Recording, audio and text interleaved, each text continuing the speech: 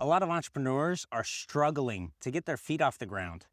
I'm here with a special guest today, Tom, and his whole purpose is to help the entrepreneur figure out how to get started. And that's the biggest step for a lot of us.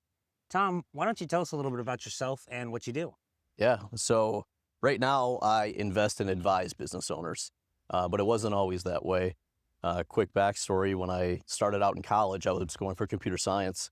And as what happens with most people, you get towards the end of college and you start looking ahead at your career and everything else. And you either really love it, or in my case, I looked ahead and I said, what did I do? I met my girlfriend at college, and as we got ready to graduate, neither of us had jobs. We had a ton of debt, and I started looking at what my career was going to look like. And it was sitting in a cubicle for 40 plus hours a week for 45 years. And I was like, that is not the path that I want to go on. And so at that point, I started just looking for alternatives. And I had a friend give me a book called The Automatic Millionaire. And I'm like, man, I don't read books. And he's like, listen, read this one. So I read the book, and it taught me the power of compound interest. Basically means if you start investing, money early on, the longer you invest it, the more it can grow. And it shows you how you can become a millionaire. So I was like, this is amazing. Like, I came from very humble beginnings, grew up frugal. And I'm like, I can be a millionaire? Yeah. And then I was like, but it's going to take like 45 years. That seems way too long. So then someone gave me another book called Rich Dad, Poor Dad. And the whole concept of that book is buy assets, and then those assets can pay for your life and build that income.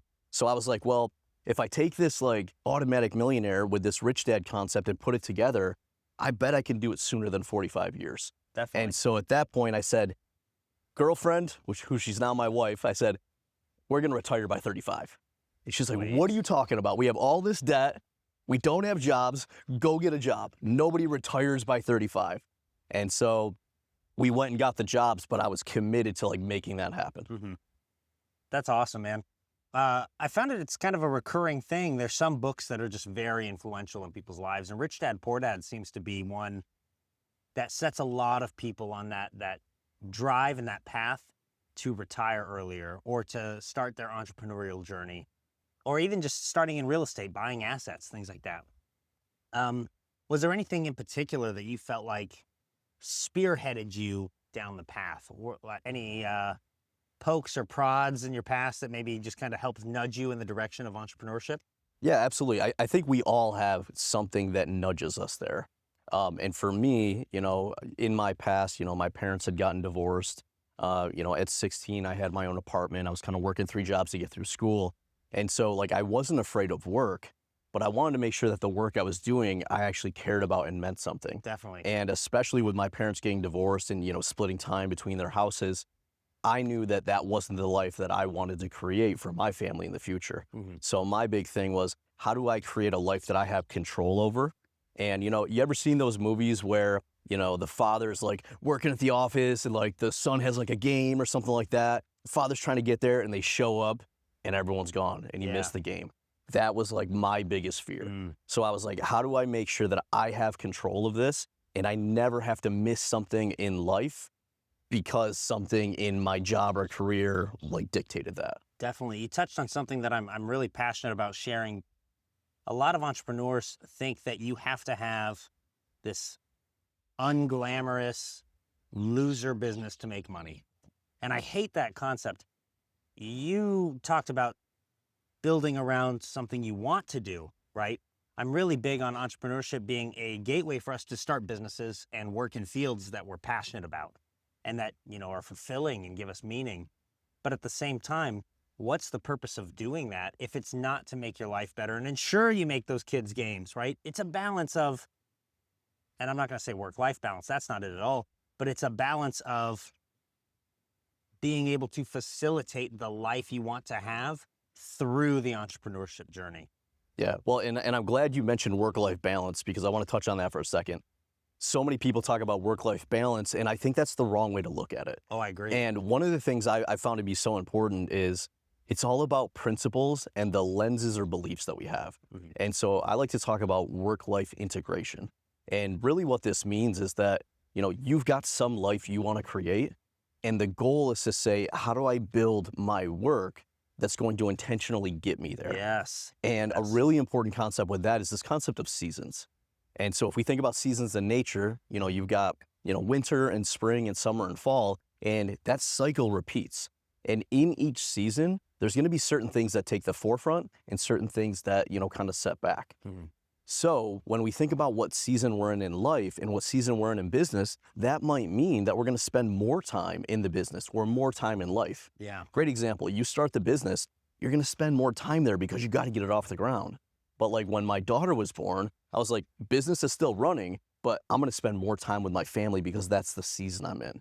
So I think it's really important to really get clear on what you want and then design and figure out how much time, energy, and priority should go into each thing so that you are not, maybe building a successful business, but leaving your family and everything else behind. Definitely. That's a really powerful concept. And it rings true. I mean, in my own experience, when I started my first company, I found myself staying in my office late 7, 8 p.m. just to talk to, distributors or manufacturers or suppliers around the world. And obviously the time requirement there was much greater than what my peers were putting into their jobs. And they thought it was weird and almost, maybe I lost some relationships throughout the way, but they thought it was weird that I was investing so much more time into a business. And everyone said, you don't have work-life balance. And you're right, I didn't have work-life balance, but I was using the work to build to a point where I could get to my life where I wanted to be. And then I integrated the two together. So like my wife's here now as my executive assistant in the business, right? So it's nice to be able to do that. And entrepreneurship gives you an avenue to do that. That's not the traditional 9 to 5 slug and no control of your time. Absolutely. Can I hit on that quick? Yeah. So it's very challenging to do something different than the norm. And entrepreneurship is not the norm. Now, you might look on social media or whatever and think that like everyone's an entrepreneur or has a business, but the reality is it's a very small group. And that group is different. Like they want something different. They're not going to go down that traditional path. So the second you start changing or going after entrepreneurship, you're going to face that resistance. Now, sometimes the resistance comes from other people because they're worried about you. Like they hear that like business is going to fail and you're going to lose money. So it might come from a place of concern. But here's the thing, for a lot of people, you're a mirror for them. And when you step out of the bounds, they start to look at themselves and say, well, I want to do that, but I'm not confident or I don't have the means or whatnot. And so they actually are going to push back on you, not for anything for you, but because that's showing up for them on how they're not fully living. Yeah, based on their own subconscious kind of belief and limitations that they have. We heard Dr. Ben Hardy talk earlier in the week about your frame. And really, someone can't fathom what you're doing if it's not within their frame either. So you have two different kinds of people that will offer you a lot of resistance. I think the first is the people that have a subconscious resistance to that and can't see themselves doing it. The second is the people who don't have that in their frame of reference. They can't even imagine that being real. When I started my first business a couple years in, we became profitable. I started taking paychecks, things like that. And my wife and I got married. Her parents came over to visit while we were pregnant with our first child. And they asked me, because I was running e-commerce online, they asked me, what job are you going to get to support this family? And I said, well, I own this e-commerce business. I sell things online. And they go, yeah, that's nice, but what's your real job? And I said, no, that's the real job. That's what pays all our bills. They said, no, Parker. Like, do you need help with money? Do you need us to buy your food? I said, no, guys, we're doing fine. We're like, I came home actually that day that they were visiting with like new Samsung watches for us. And they were like, it's really not wise for you to be, spending your money on things so frivolous when you don't have a real job. And I tried to convince them that, my journey through entrepreneurship, my starting a business, all those things were a real job. They were all actually paying me. But they couldn't comprehend that world is even possible. Mm-hmm. It's been 6 years since then, 7 years since then. And just this year, her dad finally realized that I'm not like a drug dealer. And I actually have a company and I actually have employees and we are doing things. But I mean, it just goes to show you, there are some people that just won't understand. Yeah. And that's okay. I wouldn't get hung up on them. If you're an entrepreneur and you're looking to start, or you're someone who's aspiring to entrepreneurship, don't get hung up on the negative stuff, right? Your frame of reference and your belief is unique to you as an individual. And that's where you're going to drive your inspiration from. That's where you're going to drive your momentum from. That's where you're going to continue to grow from. Hope that made sense. Yeah, it did. And I love that you said that because when I set that goal to retire by 35, I was going after trying to figure out how to do it. And a lot of my initial businesses or concepts failed. And immediately everyone was like, well, that's why it didn't work. Go get the job, all of that. And then it was interesting. And my wife was very afraid. She was afraid that entrepreneurship was going to take our time away, take our money, all the risk. But it was interesting. We ended up retiring at 32, not 35. And we can get into some of that and how that worked. But what was interesting was when she left her job first when we had our daughter, and then I left my job, and there was all this transition that I didn't realize was going to happen. So even though we built a couple businesses, everything was working well, I had transitions of going from somebody that had a job and a paycheck through the job, even being part of my identity of the people I'm around and all of that. But what was interesting was that people looked at me differently when I made that transition. So my wife and I, we got all these questions after we did it of how we did it. So we started a podcast and we wrote a book together. And what was interesting was in the book, we shared key parts of our journey, and I would share it from my perspective, and then she would share the same journey from her perspective. And you could see the very different views on key moments. But the reason I bring this whole thing up, the final section so the book is called Lifestyle Builders. Build your business, quit your job, and live your ideal life. Love it. The final section of the book is all about how do you transition from having that job or whatnot into full entrepreneurship, because there is so much that goes on that most people don't realize when you make that transition. So I always tell people yes, we can talk about how you build the business and the mindset and all of that, but it's really important to realize when you make those transitions, things are going to come up, and it's just going to be one more thing for you to navigate and for you to be able to grow through. Definitely. Okay, lots to unpack. Before we talk about retiring, because I want to bring that up before we end, let's go back to the viewers and the viewers' journey here. I suspect that a lot of the people watching, the majority of the people listening, are young entrepreneurs. The reason I suspect that is I know half of you. They, have a business. They have an idea. A lot of them are taking action to get these things off the ground. And, they feel a little bit lost. They don't have direction, guidance, things like that. Are there any steps that you recommend an entrepreneur taking to kind of create the foundation, what they would, start their business from? You do, consulting, coaching for this. Yep. What's kind of the common trends that you see people making mistakes in, and then how do they correct that?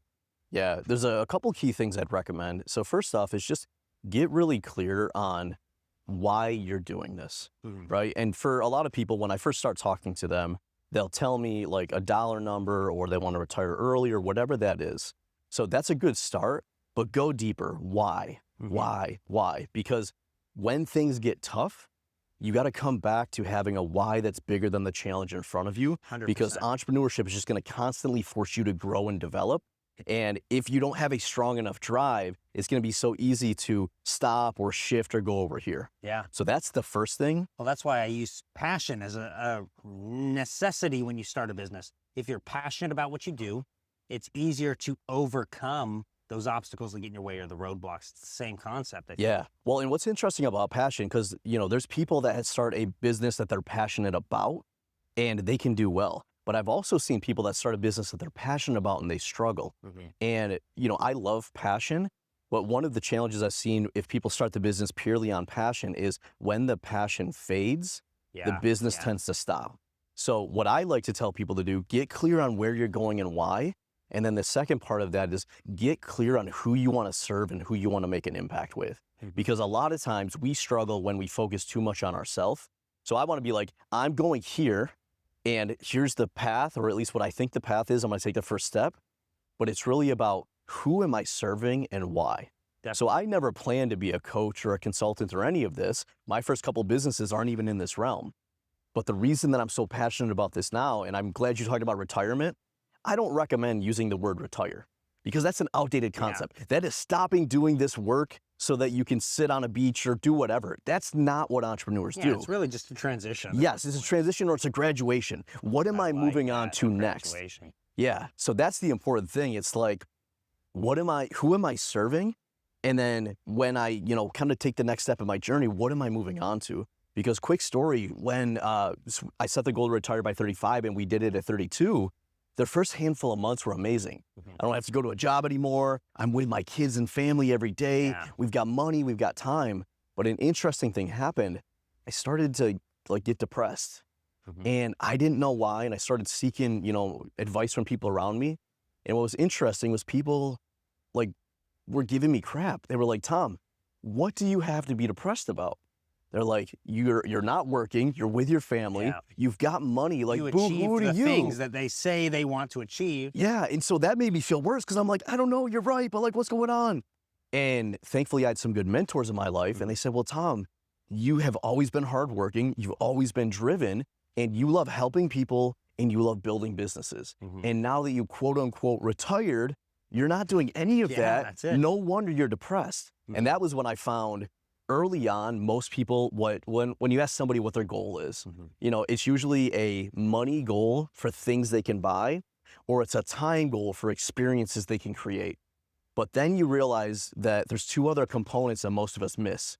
The third one is the relationships and the people you have. And the fourth is the impact of the contribution. So what I recommend for people is get clear on the things you want and the money. That's absolutely great. Get clear on how you want your time to be spent, the experiences you want to have. But then also get clear on who do you want to have deeper relationships with in your life and who do you want to attract in. I mean, so much of my success has been going to events, getting around really good people, and having them to be able to be my mentors and guides. And then ultimately getting super clear on what is that mission? What is that thing that whether I get paid or not, I'm going to leave that mark on the world and I'm going to serve these people. And it's once you have all of those together, it's so much easier then to drive the business. But if you're just trying to do it on passion, when the passion fades, what most newer entrepreneurs do is they stop this business and they go to the next one they're passionate about.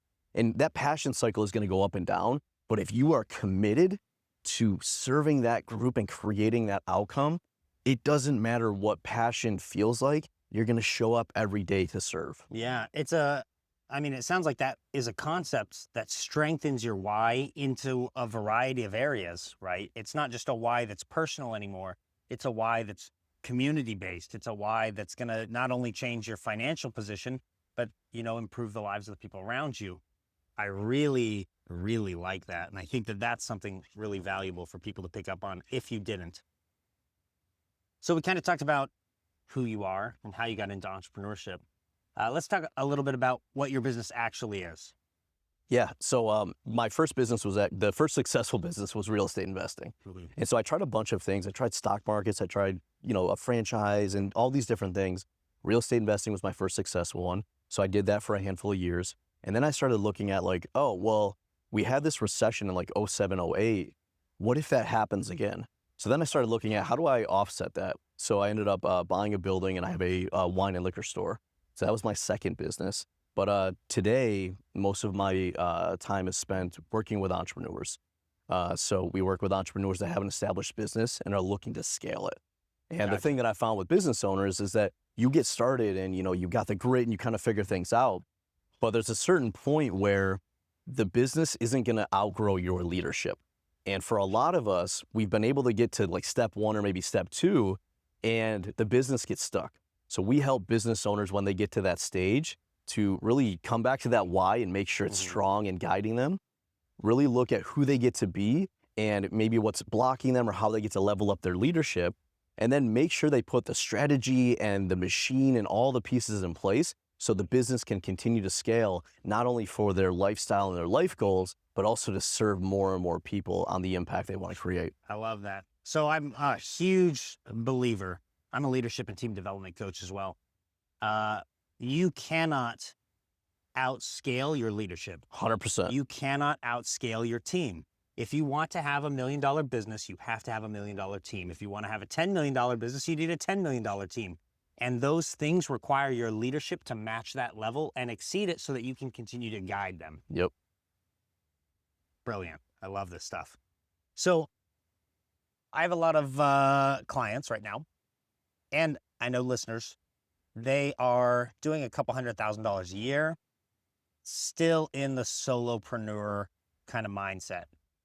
And one of the big objections they often have is overcoming maybe the trust issue or barrier of bringing in someone else to their business, right? And handing off some of that responsibility because it's their baby, right? I mean, it really is. You raise it, you nurture it from zero to whatever it's become, and then they have a hard time letting people in. What's your advice to those people?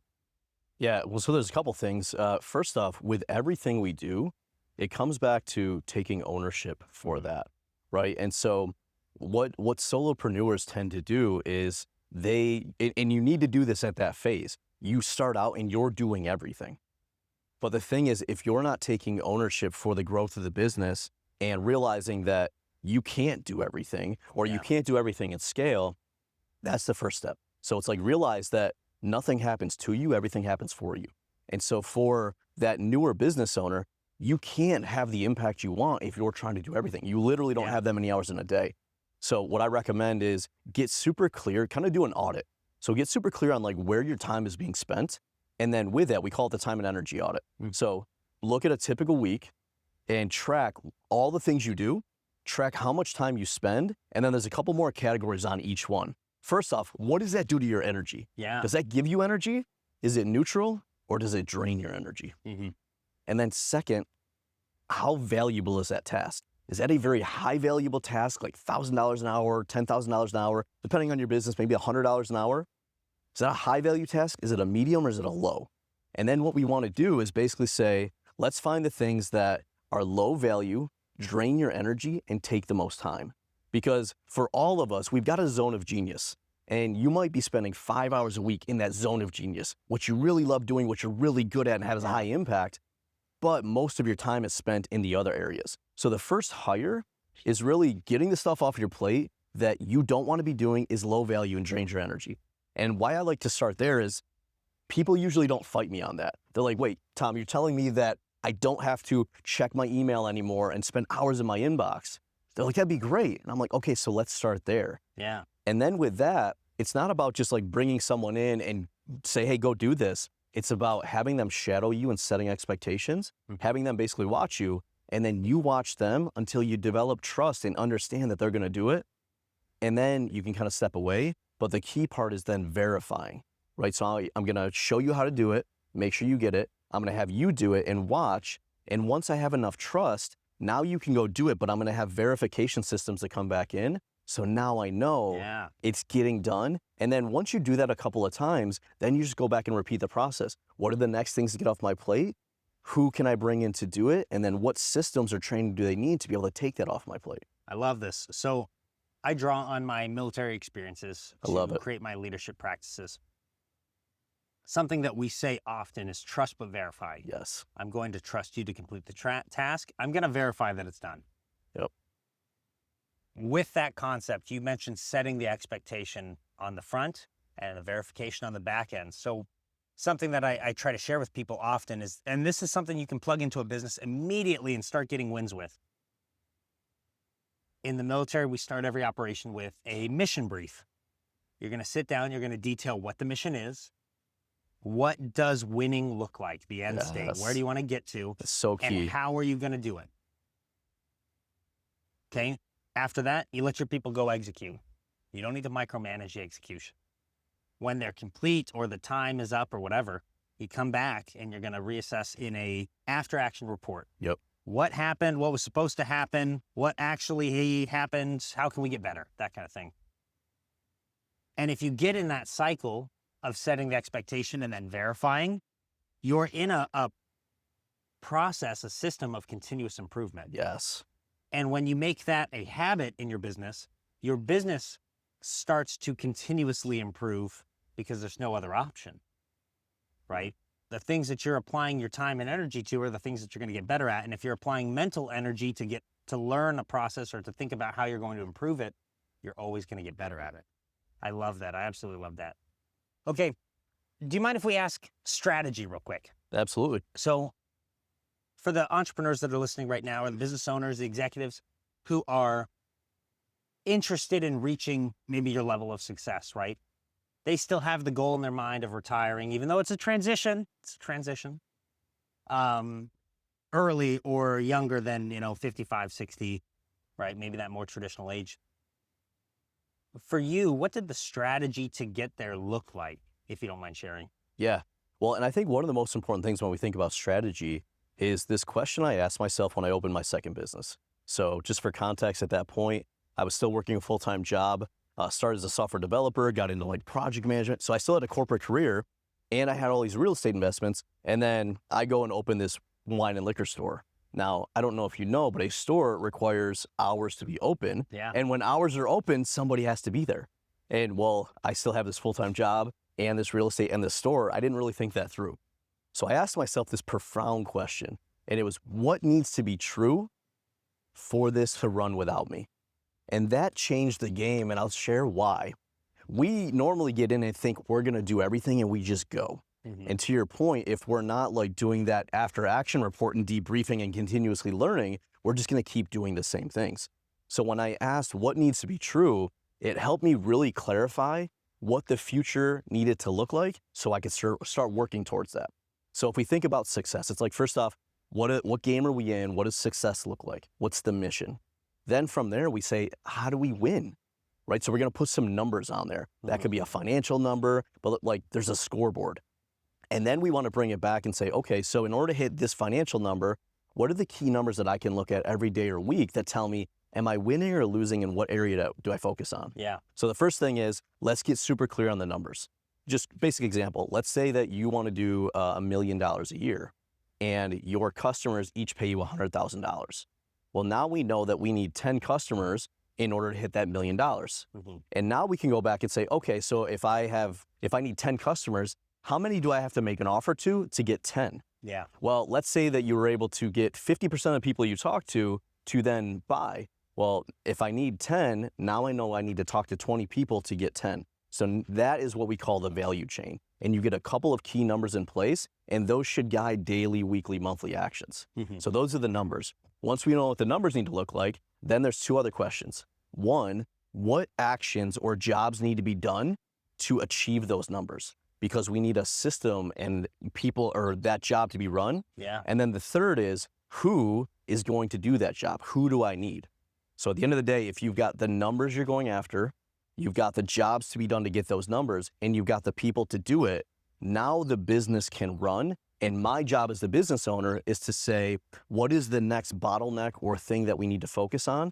I'm gonna have other people do the day-to-day and what's working, and I'm gonna solve and attack that biggest problem so that we can continue to grow. So for me, that is what strategy comes down to. That's awesome. Something that you didn't touch on that I'm thinking about, and is one of the most common questions that I think most successful entrepreneurs get. People want to know, how do they drive traffic, right? You mentioned, if you want to get 10 sales in your business example, you need 20 people to talk to. Yep. You're closing half of them. But where are those 20 people coming from? And for me, I typically recommend Facebook groups and engaging in there, and you build a little bit of notoriety. You get in with the admins, you talk to them, that kind of thing. And then from my e-commerce background, it's paid advertising really for me. So, we create our video sales letters or our webinars. We drive traffic to those things, and we let those convert for us. What have you seen that's worked for people? What hasn't worked for people? What might be helpful to the audience? Yeah, absolutely. Well, first off, I love that you talked about Facebook groups. So I want to ask you a question. Why Facebook groups? What's the reason that you recommend that to people? Well, so typically with a Facebook group, it's already a collection of like-minded individuals, right? They've already niched themselves down for you. So it's not necessarily cold. They're maybe warmer or receptive to your message already, and you know that by the group that they're participating in. So that's kind of why I like to get into those. And then honestly, it's just very authentic relationship building, right? You go into those groups, you provide value, talk about what's working for you, talk about what you need help with, and you just start having conversations with individuals and you help them. I like to give them as much help as I can without it actually consuming time, if that makes sense. Like if I see a question or a comment or a concern, I'll jump in there. I'll give them just a quick response if I have one that comes to mind, but I'm not going to read too deep into stuff and get super in depth until they reach out to me. And if they reach out to me and ask me for help, then I typically will answer a question or two, and I'll say, hey, you know what? We should hop on a call. And that's where I would try to pitch them into the program, if that makes sense. Yeah. So I use Facebook groups just because they've already niched themselves down. Yeah, and that's, I'm so glad, and you explained that really well. So when we look at like, traffics and leads and getting people in, there's many different strategies, and just about all of them work in the right context. But what I like to start people with is go find where the people that you're trying to serve are congregating. Yeah. And that can be online in a Facebook group or somewhere else. That could be offline at an event or a physical location. But what most people do is they're trying to find one person and have that conversation, and that person might not even be aware of the challenge or looking for a solution. But if you find people that congregate around a common challenge or outcome, and then you can get in front of them by being on a podcast, giving a webinar, giving a free training, showing up and giving value, that does a couple of things. One, you don't need many of those groups in order to hit a lot of people. And two, they are more aware of the problem and probably more aware of looking for a solution, and that's what you want. So I see so many people that get started and they're like, I'm gonna go to the cold people, I'm gonna spend money on paid traffic. If you think about it, that is the longest path for them to become a customer. Yeah. So what I recommend is get super clear on who you want to be working with, find out where they congregate, and then you want to work with the people that are closest to making a decision to change. Because once you can learn how to get those people to buy, then you move the step back and say, people that aren't quite ready, how do I speak to them and move them to be ready to go? And that's my favorite strategy. Yeah. So get in front of the people where they congregate, give value, and figure out how you can get them to change, to take action, to get the outcome they want. Sweet. I love it. There's a ton to unpack here. One of the things that I like, just you brought up the cold traffic. People want to go find individuals on their own, right? And try to bring them into the business, because maybe that's the traditional way of doing it. If you are set on doing something like that, the social media platform that I most recommend right now for that is YouTube. And the reason I recommend YouTube is that YouTube is maximally incentivized to, one, keep viewers on the platform, and two, YouTube does a really good job of making sure your content is going to the right people, because YouTube is the second largest search engine in the world. So people don't view YouTube as a search engine, they view YouTube as a video platform, but the reality is people are going to YouTube, watching those videos to learn something. And that's the key, right? Because every platform has a different use for people, right? If somebody's going on Facebook, they're not going to learn something and they're not searching. Yeah. But if they're going on YouTube, to your point, it's a search engine. What are they doing? They're going on and typing in the challenge or the thing that they want. Yeah. And so if we think about their awareness and their intent towards purchasing, they're further down the path than you if you go and talk to a stranger, you go and talk to a stranger on the street and start talking about something, you don't know where they're at, what's going on. Yeah. But if somebody is come and bought a book, you know they're interested in that, they're looking for more. YouTube's the same thing. They're coming and looking for that. And if you can then be there providing that solution and guiding them through, phenomenal. Correct. So I love YouTube right now. And I've just found that they're doing a better job. Even I'm using the Instagram trial reel strategy, and that's helped blow up my Instagram. But I get more views on YouTube. Even posting way less content. Like I'll do 1 or 2 shorts a day on YouTube. Yep. I'll do 5 to 12 trial reels a day on Instagram. And those 1 or 2 shorts on YouTube gets probably 2 to 3 times as many views as my 12 trial reels, just because YouTube does a better job of getting the content in front of the people that it needs to be in front of, because it knows what they're searching for. It knows what they're looking for. Yeah. Well, and I want to come back just to something you said earlier about your military background and that after action report. And what you just shared there is a perfect demonstration of that, right? You're like, hey, I'm going to try this platform with this strategy, this platform here. And then afterwards, I'm going to compare what worked, what didn't, and I'm going to let that, drive what I do next. And I just think that's such an important thing, because so many people just go and do something and assume it's going to work. And when it doesn't, they get frustrated. Here's the reality. A lot of the stuff you do isn't going to work. So what you want to do is put the strategy out there, try it, get the feedback, do the after action report, and then adjust on that. And the key thing, if you want to scale and you want to scale fast, the more you can do that. Yeah. Right? The faster that you can try something, get feedback, and do the next thing, the faster you're going to be able to break through, figure out what works, and scale. So I'm a big believer. Sorry, I'm just checking our timer here. I'm a big believer in take so much action that it would be statistically unlikely for you to fail. Love it. Right? It's the Alex Hormozy mindset, where you just keep trying. But you can refine that process with the learning aspects, the verification, the after action review, right? And I think that really the success formula for an entrepreneur is that if you can, one, take continuous action, and two, be continuously learning, you will find success. Yep. Right?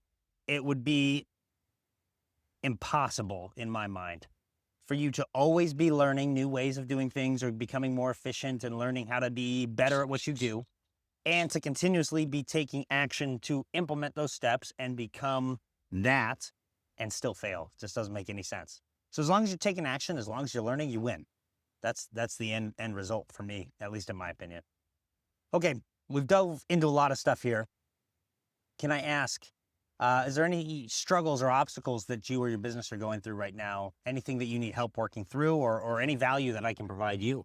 Yeah, and I love that question. And one thing I'll just say before I answer, I think it's really important to give and then to receive. And some people are much better at giving and maybe not as good at receiving, and vice versa. So one of my personal growth, journeys over the years has been, I've always been a giver, but I've been struggling to receive. And I realized that I love giving because I'm helping people, but if I don't receive, I'm not letting other people have that gift of giving to me. So I appreciate that.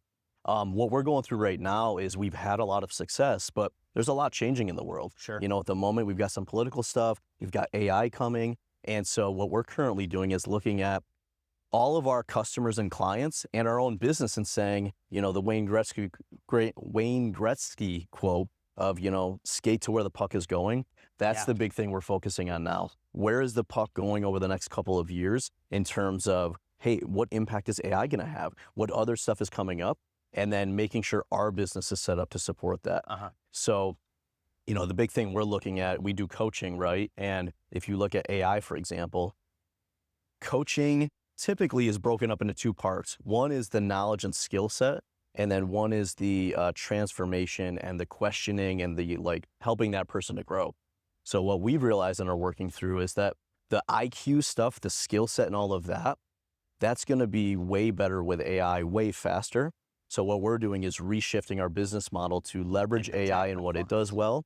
And then for us, really figuring out what is the place and value of a coach and how do we serve our clients in the future. And so our current strategy, and I'll get your feedback on it, is we take AI and let AI do the data analysis, the pattern recognition, and basically act like a co-pilot. Yeah. So we're working with business owners to collect all their data in one spot. We're then having AI to be able to analyze that and help them understand it to make decisions. And then we're having our human coaches work on more of the emotional intelligence, leadership side of that business owner, and then building a community of like-minded people to go through that together.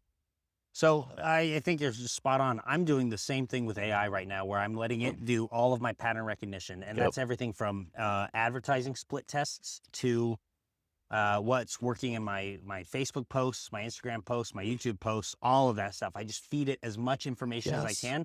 And I ask it to find the patterns that are making some posts more successful than other posts, or some posts more unsuccessful, so that I can avoid those things. Yes. And then I let it give me recommendations for how to create new content, right? So I already am a big fan of that aspect of it. I think the other part, right, with AI, the more and more every single day, the world is going to become more reliant and dependent on AI. Yep. With that, every single day we become exposed to more AI content. And the more AI content we're exposed to, the more fatigued from it we become. It's maybe a little bit cliche in our inner circle group here, but the reality is I'm very convinced that the in-person, the authentic 100%. connection is where the future is for especially coaches, right? Because anyone can get on AI, plug in their problems, and get personalized coaching and feedback now. So the actual thing that's going to differentiate us, that's going to separate us, that's going to keep us alive is going to be, are we making good connections with our people and providing value to them through the relationship-based format? So I think, you're definitely on the track that I'm thinking is the right track, if that makes sense. Absolutely. And I love that you said that with the community piece, because I see a lot of coaches that are, really worried about AI. And I'm actually really excited about it because all of us have a zone of genius. Yeah. And for coaches, it's about transformation and leveling people up. But right now, we end up getting stuck or spending a lot of time trying to do the pattern recognition and all the stuff that AI is really good at. So coming back to what we talked about earlier with the time and energy audit, man, if AI can save me a lot of time and energy by doing the heavy lifting it does well, it actually frees me and every other coach a lot more time up to do what we do well, what gives us energy, and where we bring the greatest value. Okay, so I have to go backwards in time a little bit here. You were talking earlier about taking those menial tasks that are unfulfilling, that consume your time, that keep you out of your zone of genius. That's what you're hiring for first, right? Those are the things that I'm looking to automate with AI first. Yep. AI, right? You do what you do best, you outsource the rest. It's the old saying. AI is the outsource now for a lot of those things. So you can actually, very cost effective, quickly pass those tasks off to stay in your zone of genius longer. If you didn't catch that, hand off the hard menial tasks that someone else can do, they're low value, and stay in your zone of genius longer. Absolutely. And I'll come back to something I said earlier. So what needs to be true for this to run without me? Part of it is like, who is going to do it? Now, so we run quarterly in-person masterminds for our clients and for people that we can help. Yes, so we've run 22 of these. So we already have that community component and we're seeing it be stronger, just like you said. Now, here's what's cool. At our last mastermind, we talked about how do you build an AI integrated business? And that who piece, in the future, your team is going to consist of people doing what they do best, AI doing what does best, and this overlap of people and AI doing it. And so in the future, it's no longer just who am I going to hire for this? Yeah. It's should this be a pure person, pure AI, or a combination? And that's such a great way of thinking about it because AI can now be really a team member for you. Yeah, I to be honest, my customer service team was terrified as AI got better and better that they're like, oh, we're going to lose our jobs. They're going to kick us out. I'm like, no. AI is the tool to integrate with our people and our team to make you more effective and more efficient. Yeah. I don't necessarily view it as replacing the individual. I view it as replacing some of their time and effort so that they can focus on the things that actually matter and move the needle. Absolutely. So I talked earlier about like seasons, and when everyone's afraid of AI or any, innovation, I bring them back. I'm like, let's look at the printing press. Let's look at the steam engine. There's a cycle in spring when it's new, like it's kind of being figured out. And then in summer, it like flourishes. And then in fall, or summer is kind of like hard work. And in fall, it like really kind of like takes off, or like we reap the benefits of it. And then in winter, it dies. But then we have a new cycle. So the printing press didn't get rid of it. It got rid of the long medial time and allowed us to do more. So with AI, it's going to be the same thing. Like, will there be some jobs that maybe go away? Yes. But if we can look at now that those go away because we don't need to be doing them, what can we do instead? Yeah. Right? Because any technology innovation, it only hurts people that don't understand what's going on and don't adopt it. So with AI, I'd recommend people just start using it and then really think about how can this do the things that are low value and, like you said, that you don't like to do so that you can do more of the high value things in your zone of genius. Absolutely. Man, that was beautiful. Thank I think you. we're out of time. I apologize for that. Sorry, I was a little bit late this morning. But thanks so much for coming on, man. It's been a pleasure to have you. Appreciate it. And keep doing what you're doing, man. This is so important. And the more that people can hear this and hear from other people and the perspectives and the wisdom, the better off you're going to be. So listen to all these shows. There's so much wisdom. And thank you for just asking such insightful questions to get this conversation going. Go team. Beautiful, Thanks, man. dude. Great job, man. Awesome. I love just your ability to have the conversation flow. And, even just like the small nuances of, when you're looking to the camera and speaking to the audience and when you're looking at the guest and just kind of connecting. That was right at 45 minutes too. Beautiful. So it'll be a good episode. Awesome. Dude, thank you Well, for being willing to come on and dude, I'm glad we did. story. And 100%. And man, if I can, I know I got to run now, but yeah, if I can help you or anything in the future, don't hesitate to reach out. I appreciate it, man. I'll upload all. Well, you know how slow the Mexico internet is. I'll try to upload this to we'll drive and too.